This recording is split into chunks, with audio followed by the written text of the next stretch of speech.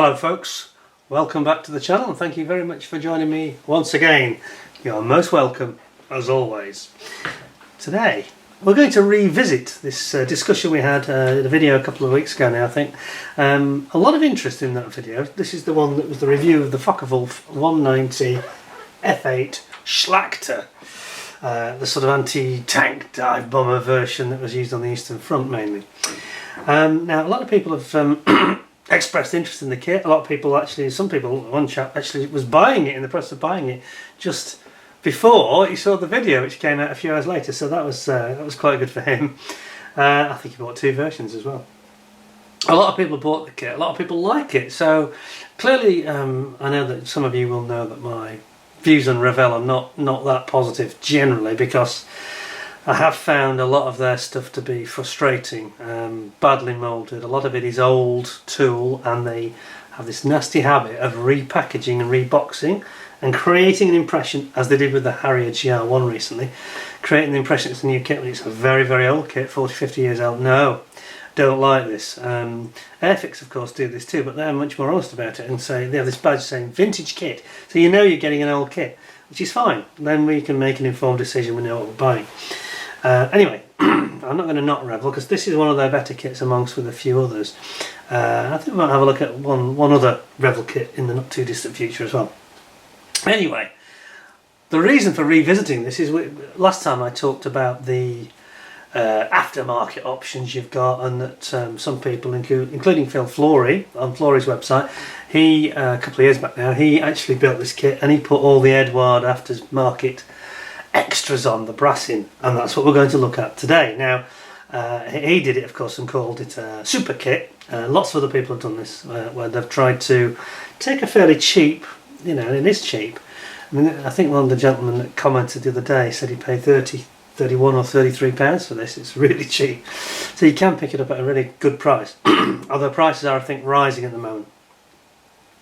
But the fact remains that if you take something that cheap, you're saving a huge chunk of change, but by using that change you've saved on these, you can end up with something that is, it does require effort, I'm not going to pretend it doesn't. It requires a lot of modifications in some cases, and a little bit of patience, especially to get things to fit nicely, but you can end up with a kit that is far superior to really any other, you know, injection molded kit on the market. You'll end up with something that's better than a Tamiya. Not as easy, but something really exceptional. So why don't we take a look at these upgrade kits from Eduard. Actually, Eduard again is not one of my favourite manufacturers, but I only say that, I qualify it. It's not that I don't like them as a manufacturer. They do produce some really good stuff, and I think we have some of it right in front of us here. One or two of their kits I've struggled with. They've not been, again, they're a bit like the Revell. Some old kits, sometimes reboxed and rebadged. I don't like this. I don't like this badge engineering. I like to know what I'm buying. But these upgrade sets, the mass sets, you know, they do instrument sets, do some really good stuff that's a real benefit to modelers, so they deserve credit for that. But let's have a look at what they've done here and see if this deserves credit as well. So I think we'll start with the engine. So this is the Eduard brassing, and it's their kit SIN 63207 Fw190 parts 2. Oh, they've got part 1 and part 2. Oh, okay, well we'll do part 1 then. I didn't realise that. So part 1 is the cockpit set and the gun bay set. So let's have a look, and what we'll do, we'll also have a quick reference back to some of the parts in the original kit, so you can actually see side by side what the difference really is, whether it's worth the money. Now I've got to be honest with you, I don't think these were cheap. I mean, I've been able to obtain these, and I've managed to get the kit back from its owner to do the review. I think these were about £40, £35–40 each, so these are costing as much as the kit. So you're ending up spending £100 probably to get all three, easy. But you will end up with something that's very exceptional. So let's have a look. Nice box. They all seem to protect them very, very sensibly, don't they? Oh, and by the way, before I get any further, I've just reminded me of something. Somebody wrote me a message a day or two ago only and said, I can't believe you sit there modelling with your jacket on, and you know, you nice shirt, and you've got your jacket, and you get some nice watches and things. I couldn't be doing that, it'd get in the way, I'd get glue all over it. I just want to make this clear, just so people understand. I do not model dressed as I am at the moment. But for some of us, going on television is still a bit of an occasion, so we like to make a little bit of an effort. Oh, I've got my poppy on because we're coming up towards Remembrance Day soon, in a couple of weeks or so, 3 weeks. No, I don't actually look like this when I've got the glue and the paint out. I can promise you, I look like a tramp. So it's quite nice to dress up for your benefit, to try and be a bit more professional, you know, a bit more BBC, but probably better in fact, to be honest. Anyway, just thought I'd clear that point up. So let's see what we got here. Right, now then, okay, we've got lots of different little instruction sets. Let's bring you in so you can see these properly. In fact, there's more. I think there's more than we actually met the eye when we've looked at the box. So we have got the Mg131 Mount. This is the Canon mount. It's the 30mm cannons, aren't they? I'm sure on the Focke-Wulf. So we've got that, which is very, very impressive. And that is a little instruction book all of its own, you can see, which is good. Then we've got the Cockpit Instruction Set, which you can see has got quite a lot of add-ons. And we'll have a look at that separately in a second. We'll open this up. Sorry. There we go. So you can see what's going on. Within it we seem to have got a flap set, flaps. We've got cannons. We've got quite a lot more photo. There's a lot of photo action here. PE. And we've got a belt set, and we've got the cockpit itself with a complete tub, it would seem. Is that it? Yes, it is. Right, let's put that to one side. We'll have a proper look at these. So, let's have a look first of all at the instructions. Let's start where we started. Here we are. So, this is the gun bay, basically the cannon bay. So it's got a flap, hinges back. I always thought that was strange on this aircraft, that it would have a back hinge rather than a front hinge. If that ever came unlatched, I'm sure that it's probably not possible, but it would be worrying, wouldn't it? You wouldn't want that flapping straight onto the... It's a bit like a bonnet on a car opening in front of the driver. It could flap straight in front of the driver and the pilot's, in this case, the pilot's face. So, they've gone for this sort of a... Okay, page 2, page 4, page 4, page 3. This is interesting. It's almost like Great Wall Hobby where you have to build up your instructions. I think that's the correct way. Right, so we open it up. Bring you in a bit closer still. We open it up and we've got basically the what looks like the forward bulkhead, or the bulkhead at the rear of the cannon compartment, and there's quite a lot of PE going in there, which looks nice. You've got a little section here that you're going to build up that makes like a box. This is the box, I think, for the spent shells on each side for the two cannons. So that's quite impressive. On the back it's got, just shows you the main parts, and okay, so that's not, this is actually a resin part. Resin, okay, I find it right. Resin for the shells box, and again resin for the other side as well. So we've got a real mixture here of resin and photo etch. Then we have page, it's very strange the way they've done this, page 3. I'm not a fan of instructions that are not clear, as you probably know. We've got the feeder tubes for the, it's actually a cooling tube, I think it is, cooling pipes, I think they go to the guns. That cools it from underneath, these two here. I believe those are cooling tubes just to get some fresh air, stop the guns from overheating. And then the cannons go on the top themselves.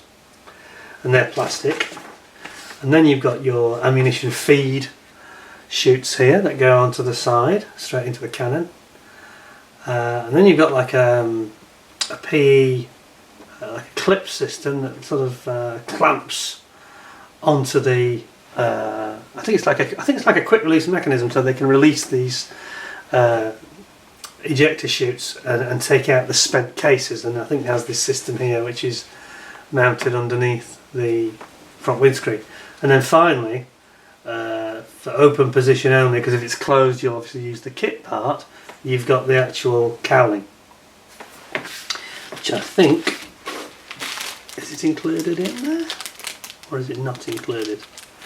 I don't think they include the cowl. I think you just use the part that's in the kit. Is that correct? You must do. Yep, that's the situation. So quite a lot involved, you know, there's quite a lot of building up to do. Doesn't look terribly complicated, just requires some skills. Let's have a look what we have in here. That's an out bag. Let's see if we can just pull them out. Oh, hang on a minute, don't have to drop any, careful. Right, here we go. Sorry, zoom you out a bit, you can see what's going on. Okay. No, I was wrong. Of course there is the cowl is included. It's just that it was such a dark colour you couldn't see it. It's very thin. Oh, wow, look at this. It's super thin. Right, I'm actually going to remove the box of the FW because that's just going to cause us problems. Now then, that's better. There we are. So what we have, we've got all this beautiful riveting. The bewlers that go above the, the bulges that go above the actual cannons themselves, but look on the inside when it's open. Some really astonishing detail there. All the sort of riveting is there, and the support pieces, the sort of framework is there, as you can see. So obviously that would be in the up position if it's open, like so. Then we've got the cannons themselves, which look really nice. Get the focus to work. So here we are. Yeah, really excellent. They've got a hollow end to them, as you can probably tell.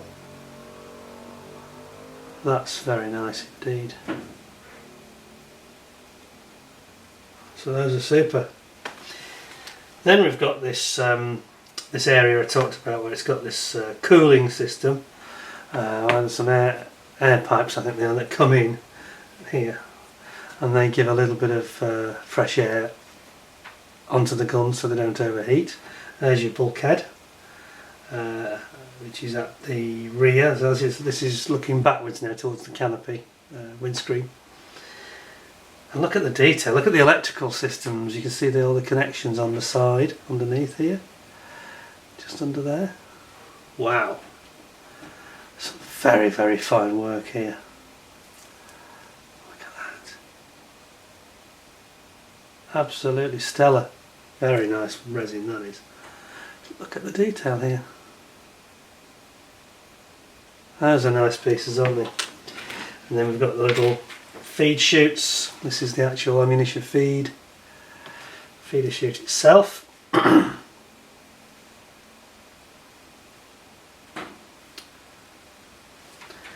And there's like a bracket, bracing bracket that goes on the front, and then you've got your cartridge, empty cartridge cases here.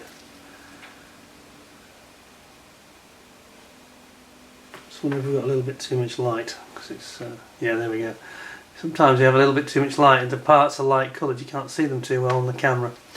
I noticed that on another video I shot recently. So that's your cartridge, spent cartridge cases that collect all the empties. It's nice, isn't it? I can't see anything wrong with that. The only downside to this, of course, is that you've got some work to do in preparing the resin, and in doing so you have got to be a little bit careful. Resin can be very dangerous, when you're cutting it or you're sanding it. You should be wearing respirator mask. We've all got used to masks anyway recently, haven't we, with COVID, but seriously, you need to, preferably if you're cutting it, sawing it, you want to be have water sprayed on it, or have it underwater in a bowl, ideal, so that you can't get any airborne dust, because the airborne dust is carcinogenic. It's very dangerous. So you must be aware of this. It's the one reason that I'm asthmatic, so I'm not a big fan of resin.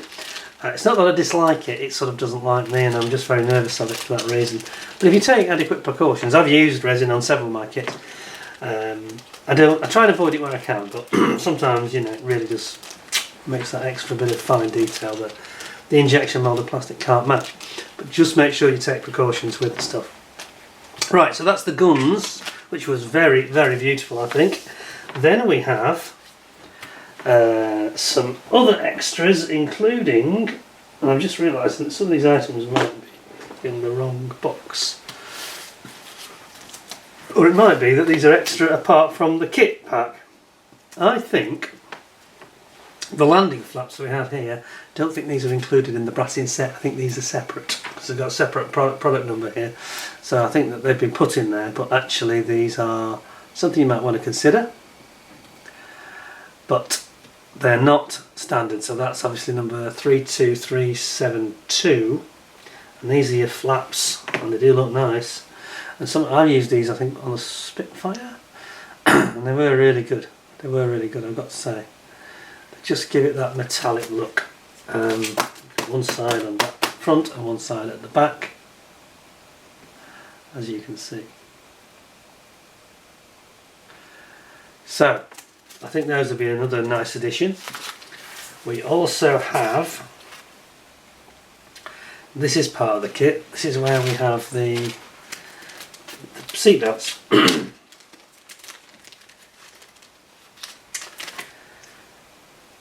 And it's very, very nice. Look at that.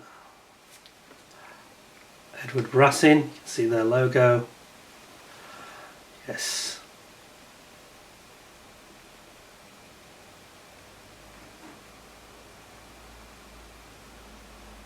So we've got something there that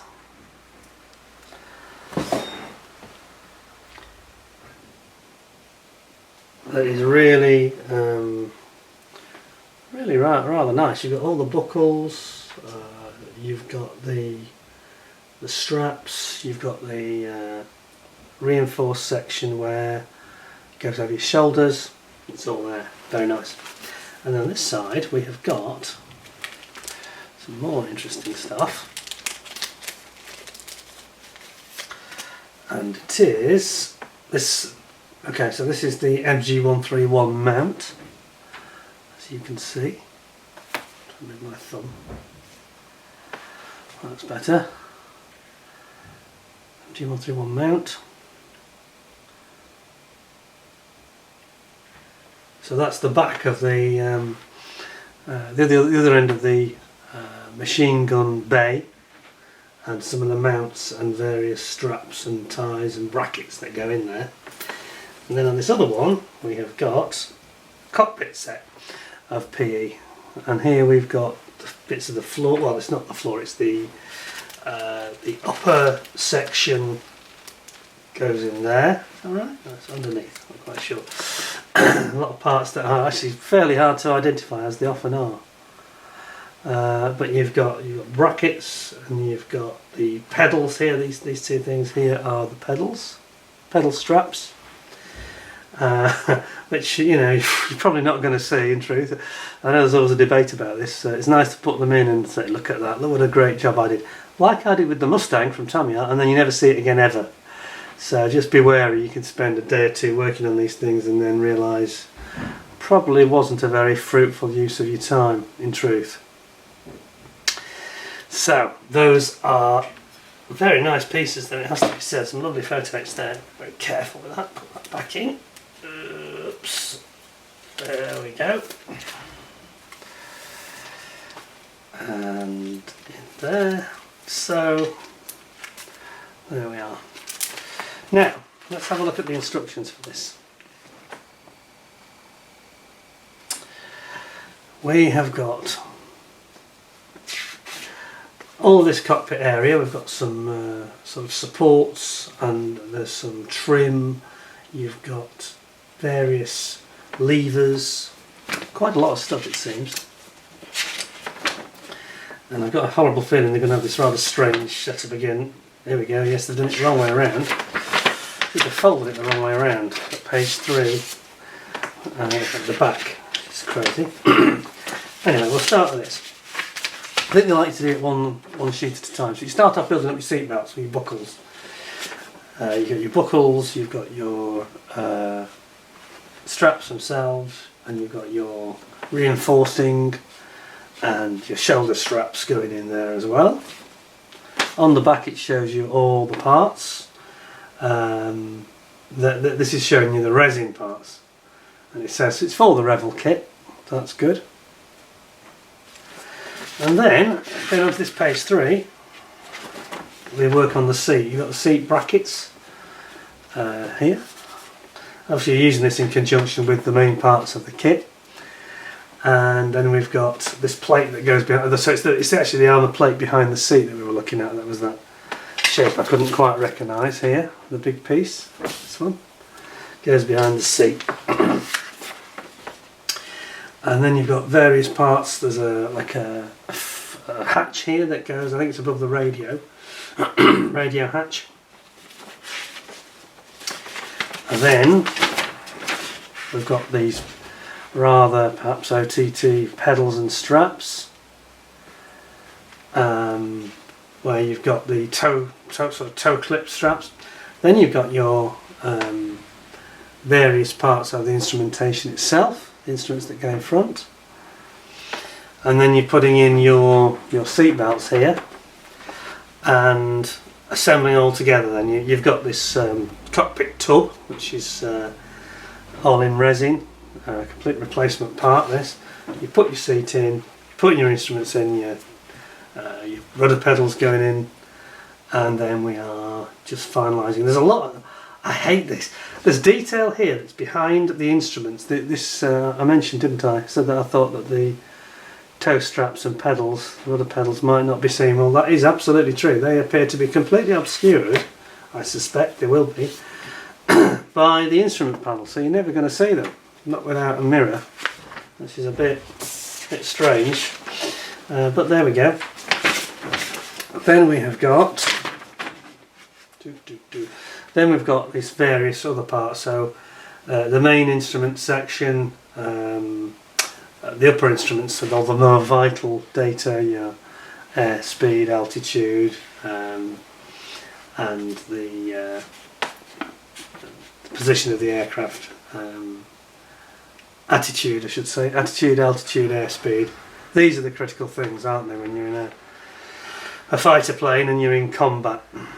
So we got here a situation where you've then got the gun sight. So of course on the Focke-Wulf it's a Revi gun sight, and it's mounted right on the top there, in the middle, and there's quite a lot of PE parts in this, it has to be said. There's quite a few.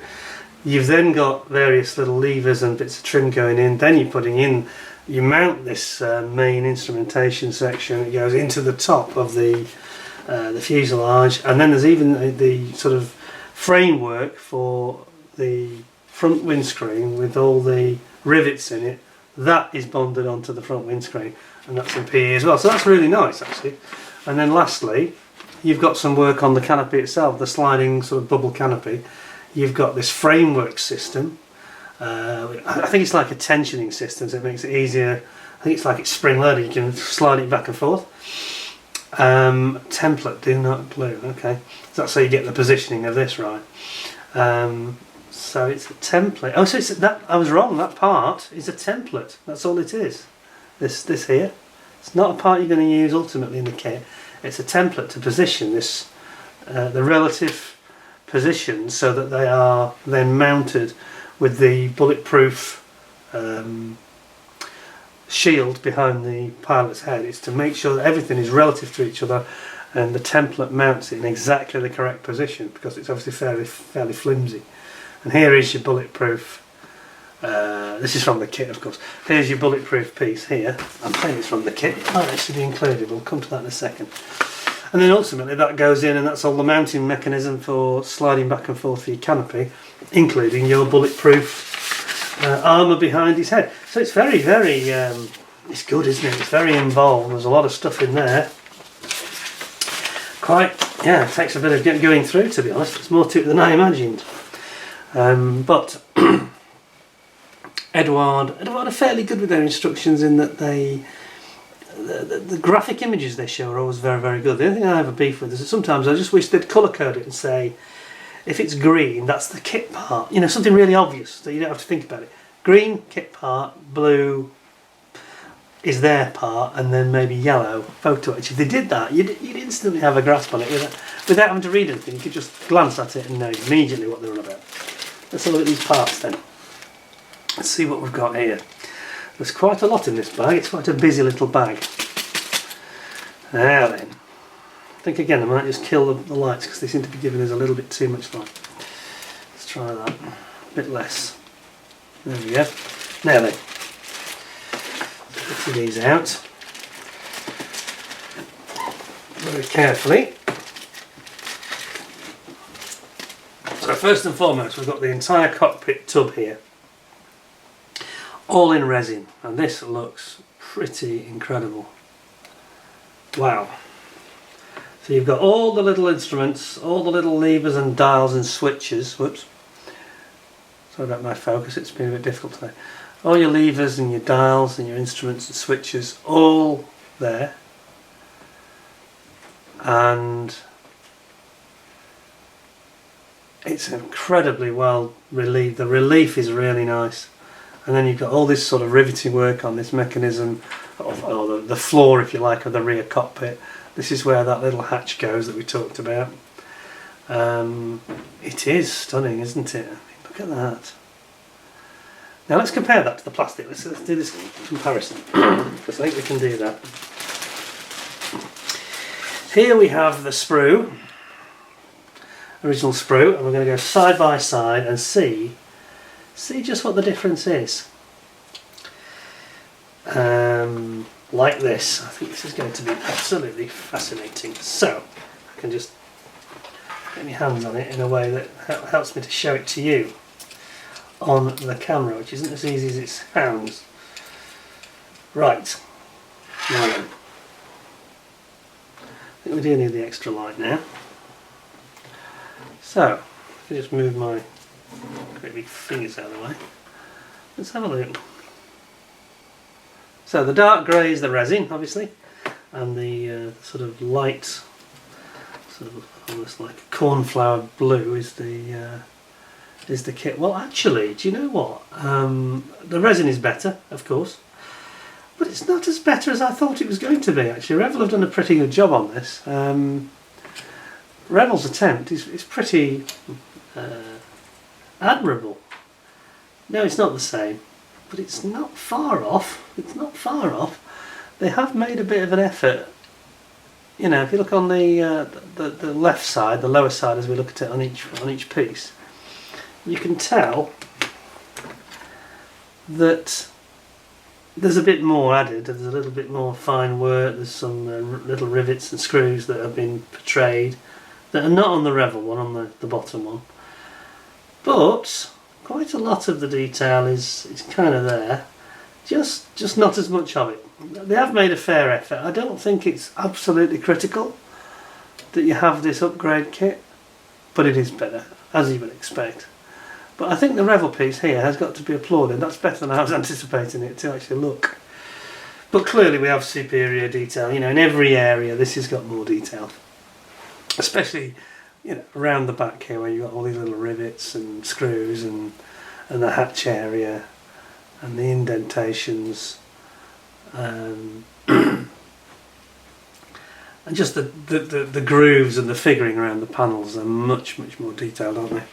Well, that's very, very good. So we'll put that back away, that other piece, and we'll come back to that when we get to the engine, I think. Now then, it's amazing that a bit of resin upgrade kit can actually take quite a long time to go through, because there's often a lot of parts. So we're going to very gently and carefully empty these out. Okay, everything. Yes, it is. So, starting with the seat. And again, I think we might be able to do a comparison. I think this is going to be quite a big jump in detail, actually. Now, this seat on this Fw190 Revell kit is a little bit loose on the sprue. There it is. So here we go, seats side by side. Now then, can you tell the difference? I think you can, can't you? There's a lot of, there's some rivet detail, a little bit more finely shaped. It's a bit more precise, isn't it? A bit more precise. Sorry, we've lost it. We have lost it. We've gone the wrong way. We've gone the wrong way. Here we go. There we are. Trust me, filming this is a lot harder than it looks. You can see straight away on the side as well, on the back, it's got a lot more detail there. So you'd expect that, I guess, wouldn't you? Okay. Very nice. So yeah, I guess that's worth it.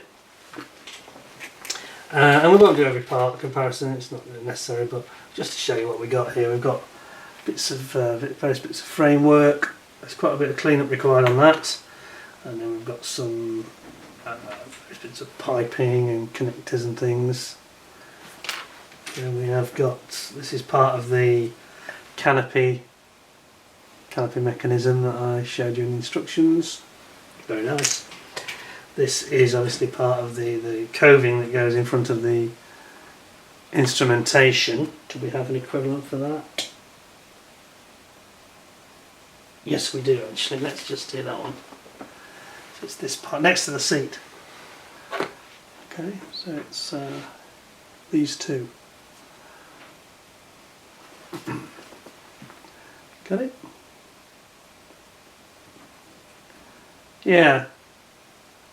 Difference isn't huge there, it's just the way it's been formed. Isn't huge, got to be honest. And then we've got some instrumentation, which is kind of, yeah, a little bit upgraded than what you see on the kit, of course. A little bit more detail there. And this is that lower instrumentation I talked about. This is the bit that basically buries any view you hope to have of the pedals and the straps, which you're not going to see because this is going to be well and truly in the way. Well and truly. No, we don't want that in the background. Thank you. There we go. Camera's getting a little bit rogue today. And then just various little parts like the stick, which is actually very nice. Try and get that one in close for you. That's good, isn't it? That's very nicely done. Control stick. Complete with the gun button on the top, which is very hard to see, I have to say. Very hard to see indeed. Let's just try and bring it in. A gun button on the top. And that's kind of it. And then there's the lower part of the seat. It has got some nice figuring in it, like the cushioning is built into it nicely. And then just one or two little bits of instrumentation on the sides.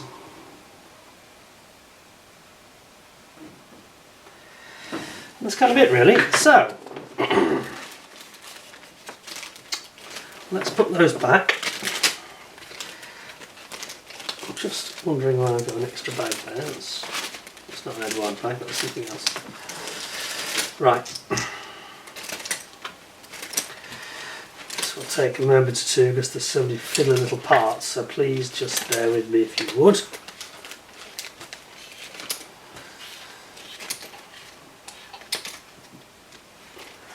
And there we have it.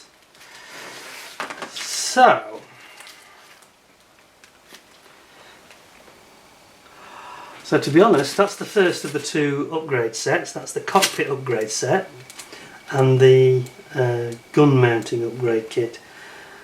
Very impressive, very impressive. So in this big, what do they call it, Big Sin, the Big Sin kit, you get all these sets together instead of having to buy them one by one. So in fact, the flaps, everything you've seen is in fact part of this kit. If you don't get the Big Sin set, then you have to buy them separately. It costs you a lot more money, so I wouldn't do that. I'd buy them in this form. We'll pop that away, nice and gentle.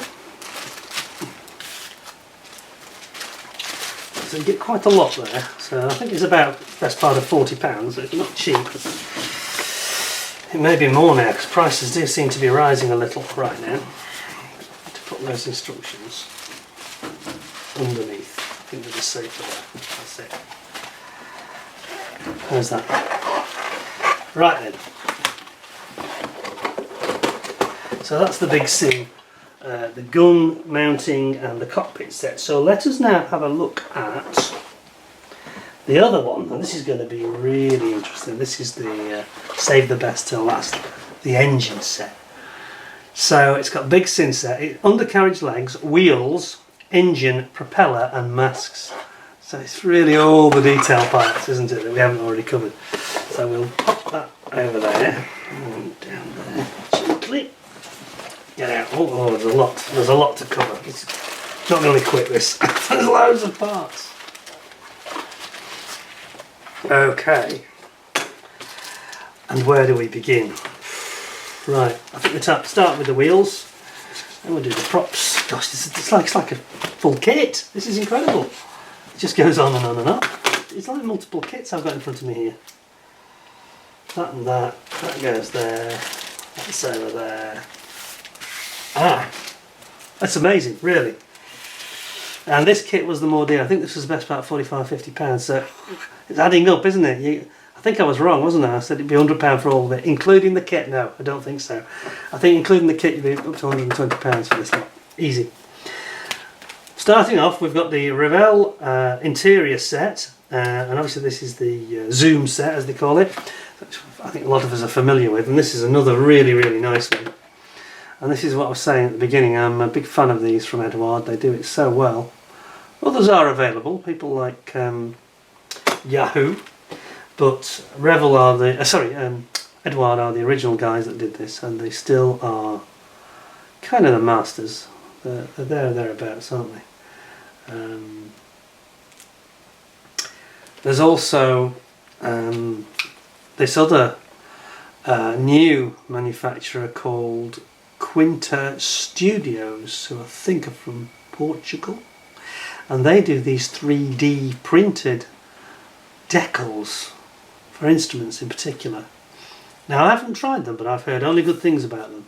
They're like a decal, and they stick on like a decal, but they're actually like a 3D PE component to it. So it gives you they're quite, once you get the knack of it, I'm told they're very easy to use. But they have this 3D relief, so they're like halfway between this and a PE sort of resin part and a decal. It's like a combination to give relief and give like a three-dimensional effect. But anyway, these are beautiful. You've got here some. It does actually include some toe straps for the pedals, but you've actually got duplicated with the other set. But anyway, not to worry. The mask set needs no explanation. It's just masks for the canopy, which is very, very important on a kit like this, of course. So, again, Eduard's masks are usually very, very good. A couple of SFOS stickers, which we won't mention, except to say that it's good that that's included. I'm not sure how that's got in there, but I don't think that's standard in the kit, so I think I'd ignore that if I were you. I think there might be an addition that's been got from somewhere else. So, what have we got? We have got... that goes in there, that goes in there. Trying to make sure we get these in the right order for you. Yes, yes, yes, yes. All engine there. Let's look. It's quite a logistical nightmare. So we've got this set of the undercarriage legs and covers, which are in bronze. Bronze, how about that? Wow. So this is set 632057. Fairly straightforward. So you've got your wheel set, which of course we'll come to in a second. You put that onto your bronze parts. So let's look at these parts without further ado. Do you know, I can't believe, I thought this was going to be a 20-minute video, but I don't think so. I should have known better, really. I should have known better. The last time I did a review like this on these Eduard Big Sin set, it was on the Tornado kit, the weapons, and that was the same. There was so much inside, it was like a full kit review. It took about 45 minutes, I think. Anyway, let's have a look at these lovely bits of bronze, which is unusual. Bronze is a very nice material to be using. Precious metal, sort of. Look at the detail there. That's really nice. Much, much nicer than a piece of plastic, There is a slight seam line just on this side. I don't know if you can make it out down the centre. You see that? Just probably wants a little bit of scraping with a very sharp blade, very gently, but most of it is perfect, very pure looking. Look at that. Excellent. Nicer than the plastic that. Then you've got the leg, the doors that cover the legs. These are in resin, as you can see. I'll show you both sides like that. The easiest way for you to see it, so you can see all the lovely riveting detail. You can also see how it's shaped to accept those legs. So those go together very nicely. Now, are they better than what we've got on the kit? I'm not sure. There's a big difference actually. I don't think on something like that, because it's not got that much fine detail, I don't think it's a huge benefit, but the legs are. I think the legs are better. Pop them away. We'll pop them away. And we shall see what we've got with the wheels that will go together with this, of course. Yeah. So here is now the wheel set. So these are the brassing wheels, and this is 632055. Here we go. So it's basically wheels and tyres, and it actually operates like a wheel and tyre. So you've got an outer and inner hub, like so, and then you've got a similar setup, just with one piece on the rear tail wheel. So let's see what they look like. Well, my camera's struggling today. Here we go, look at this. Oh, these are really nice. Really, really nice. Now then, let's have a look at this. I'm going to put my magnifiers on so I can see exactly what we have here. They are, would you believe, they are Dunlop tyres. That's a British manufacturer, that's very odd. I don't know if you can see it, it says Dunlop.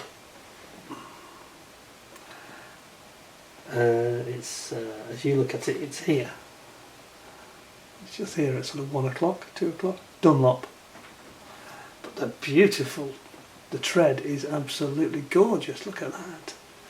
That's stellar. Most impressive. Then we've got these outer and inner wheels, and here is the outer wheel. Actually, you've got to cut them off the sort of resin sprue, so to speak. And then that's the inner wheel, which are very nice, aren't they? Lovely in detail, those. Super, super, super. And then last but not least, we have this is a Continental Tyre, actually. I don't think that's going to be picked up enough on the camera. Let's just try a little bit less light. You may just pick it up if I keep it still. Can you see that? Continental? Very, very nice. Absolutely gorgeous. Yeah, those are nice. I'm impressed. That's a lovely set of wheels and tyres. One of the nicest I've ever seen, actually. It ranks right up there with the best resin I've seen for wheels and tyres set. The treads are beautiful. And the engraving where it says Continental or Dunlop, that's brilliant. So that's super. So we'll pop those away. It's a really nice result. Then we've got the propeller set. Here we are. Propeller, spinner, and the fan, of course. So you've got your central propeller boss, and you're actually putting it into like a jig, it seems here. It's almost like a jig that's the mounting point. Yes, the idea is you have this jig so you can absolutely position the propeller blade just right. just right. That's a clever idea. So it's a template on the back. This is all to make sure that the absolute tolerance is dead right. And then you end up with a perfectly angled, pitched propeller, and you put your little spinner on the front, and your fan, the famous Fw190 fan, because it covers the cylinders. And off you go. So let's have a look at these parts then. It's going to be very interesting. Just get in.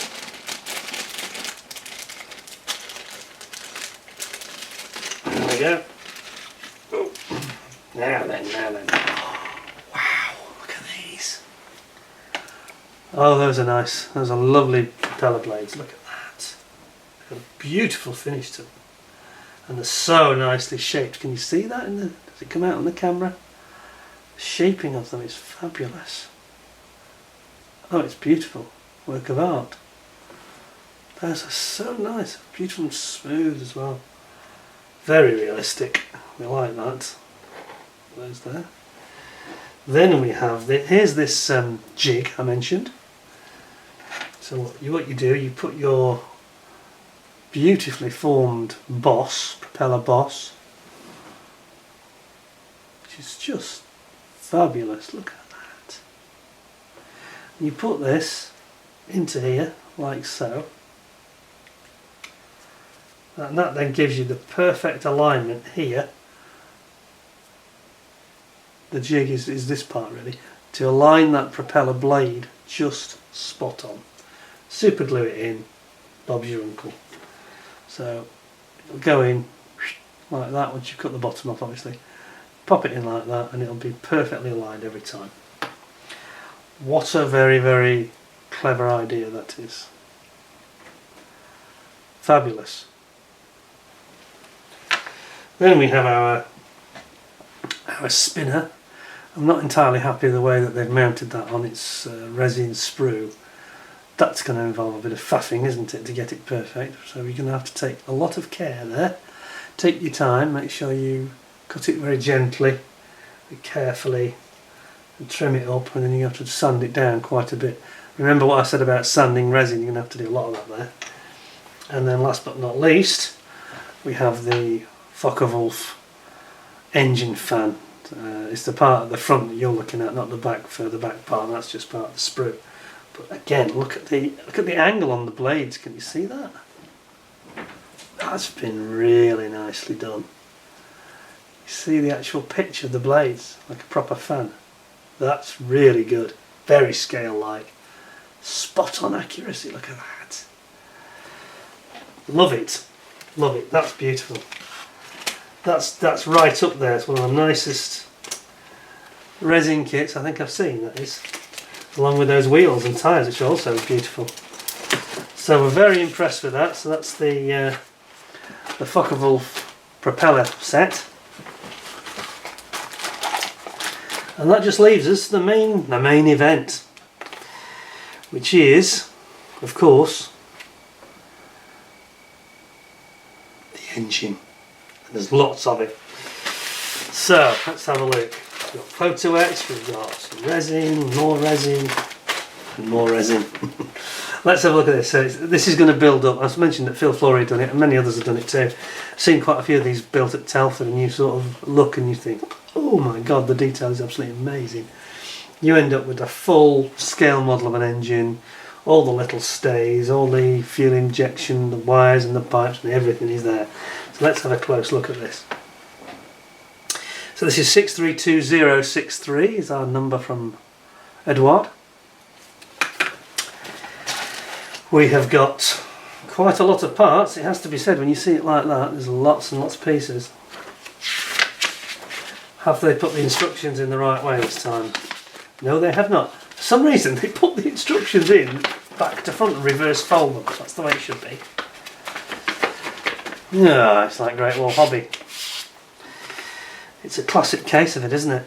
Don't forget, with these guys in Great Wall Hobby, before you assemble your kit, you must assemble your instructions every time. I wish they'd stop it. It's just confusing, you know. And it's not so bad when you're kind of used to it. I mean, you can see now I've got used to it already. But someone that's never used one of these kits will get you really confused, you know, and you can end up building parts a stage ahead of when you should do, and then you won't be able to get the one that you haven't built yet may not then fit, because, you know, you may have created problems for later, but we shall see. Anyway, let's have a look. So, I think they want you to treat each page as a separate instruction sheet like this. So we're starting off with your engine cylinders, and you've got to cut some wire. Oh, they don't include the wire? No. Okay, so you need some wire that's an additional part. So you might want to talk to Albion Alloys or somebody similar on that. You're cutting the wire. It looks like it's the connecting rods between the valves. Inlet and outlet. Do not glue. Okay. So you're building up each cylinder one by one. That's what you're doing here. Then you've got con rods. It's the push rods, I should say. The push rods for your valves. You've got a con rod for the valves there. Connecting the inlet and outlet. Then you're going to build up. There's all sorts of pipes and wires and. This is quite a complex build. This is not for the beginner, I would suggest. I'm not sure if I can handle this one, to be honest, but anyway, maybe. You've got all the ancillary, the cooling and the sort of alternators, magnetos going on. You've got the cylinder. It's a bank of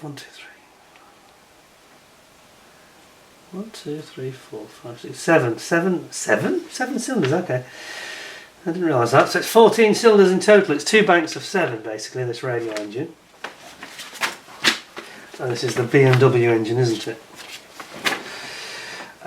Page 3, you can see once you've got that basic assembly of the front and rear sets of cylinders together, then you've got your wiring harnesses going in here on both sides of the engine. Then you've got these push rods going in. Then you've got various little plates and brackets and support brackets. Page 4, so you turn the page over, how strange. And you've got the drive belt, drive chain in fact here. I think you see that. It's quite nice, isn't it? Drive chain, you've got the front ring going on. A piece of PE there. Strange.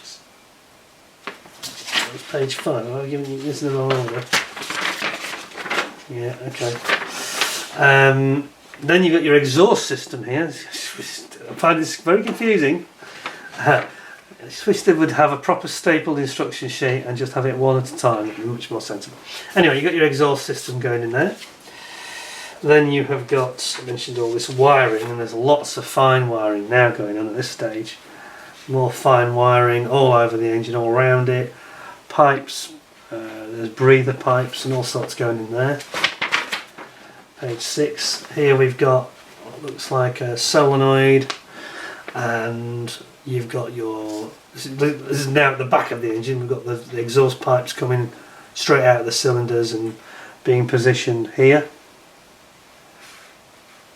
That very neat sort of arrangement that the Focke-Wulf has. Considering it's a big bulky engine, they really arranged the exhaust very cleverly, I think.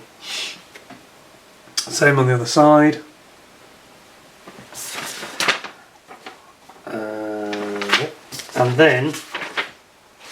And then we're up to the front then. We've got the front ring to go on. The cowling. Then you've got your fan that we spoke of, we looked at the plastic part. Then you've got all your brackets and support structure that actually hold the engine to the bulkhead. So you've got lots of brackets to go on there to do that, to support it. Then we get into the actual cowling. You can have the cowlings open up, so that's the idea here. And you have got these very detailed looking cowling covers with lots of framework on them, and it seems that there's lots and lots of rivets and detail, etc, etc. Plus you've got your support stays, enabling you to have it hanging open. Looks brilliant, got to say. Looks absolutely gorgeous. But it's not a beginner's build, I don't think, that one. Not at all.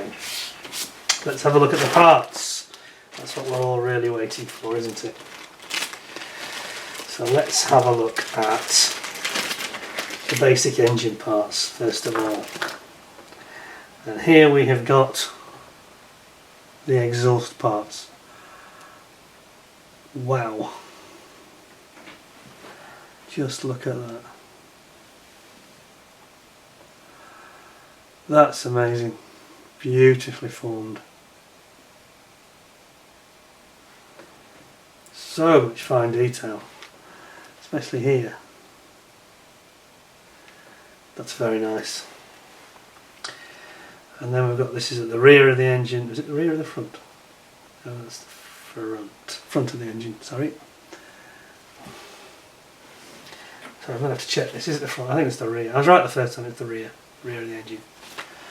Yeah, and it's got all your alternators and capacitors, magnetos and things on the back. Wow. Looks like an oil pump of some description as well. Very detailed though, look at that. See that? That's incredible. Beautiful piece of resin that is. It's one of the nicest resin moulds I've ever seen, I think. Then we've got the front cowl, which again annoyingly has got, yeah, I don't know why did they have to form it this way?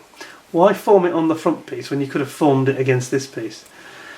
Yeah, it means a lot of cleaning up. This has got to be cut off, yeah, carefully, and as I mentioned, to avoid dust. And then you've got a lot of work to do really, to get that lit right. I'm disappointed that we've done it that way. There's no questioning the beauty of the moulding of the detail on the inside, but they've given you a bit of a hill to climb. Then we've got part of the this is part of the support structure at the back near where the exhaust goes, where the engine mounts into the actual bulkhead. So that's a very, very nice bit of I'm going to say injection moulding, resin. Really, really good. I'm just going to get rid of the dust that I've got here building up from this resin. Don't worry about that. Make sure we don't leave any bits hanging around. I'm getting airborne, that's for sure.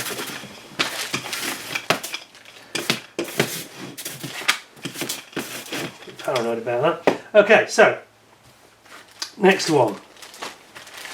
There's a great big bag. Sorry about leaving you in the green screen while I'm talking away. That's a force of habit. Let's have a look at what we have here. So we've got a bag. In this bag there's quite a lot of parts. And this is all the cylinders basically. Let's have a look.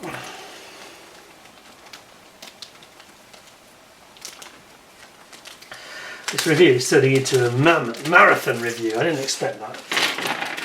There we go. Now then, what have we got now? Here we've got the front of the engine. Look at this. Oh my goodness, look at that.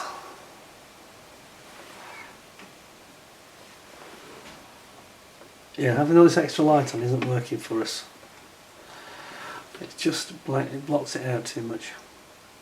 Okay.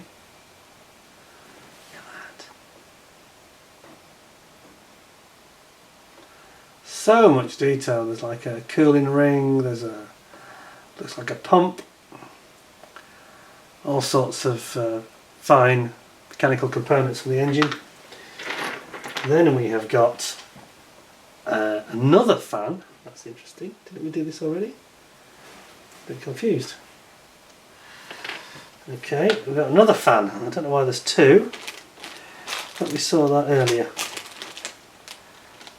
Yeah, we did see it earlier. That was on the. Ah, yeah, okay. So you get it twice because you've got two different kits. You get it in the propeller kit, and you also get it in the engine kit. So we've seen that, which is very nice. Then you've got these. Looks like a fan, but this is actually the. This is like the mounting points in the centre of the engine, the sort of centre of the cylinder block, if you will, where the actual cylinders go in. It's the sort of heart of the engine. This. Two of these. One for the front bank of cylinders. And one for the rear, which again is very, very beautiful. And then we have our sort of centre of the engine. It's like the basically the drive shaft, if you will, up the middle. And this locks in. It locks into these we've just seen. This interlocks into them like so. And the idea is this is to position them all correctly. See it there? Whoops. It's like keyed, so it positions in there and it'll lock in absolutely precisely and lock all the components together. It's to align all the engine components correctly. Then we have got a number of these all look like solenoid stroke starter equipment, magneto parts, etc.